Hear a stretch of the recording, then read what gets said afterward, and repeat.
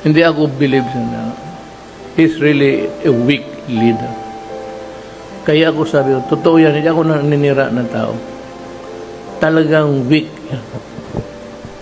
Kasi spoiled child, only son.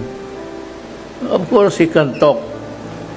He delivers English articulate. Pero ang-aral kasi kung saan-saan sa labas. Pero kasabihin mo na may crisis, gano'n.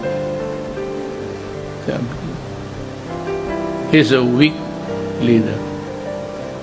At saka may bagahe siya. Noon yan sinasabi ko sa inyo. Totoo yan. I do not voice lies. Masisira ka. Pero bantay ka yan. Kamali ang Pilipinas na. I'm not saying mas maghusay ako. Maybe magkaroon silang maraming pera, may magpahiram, or mga loans ng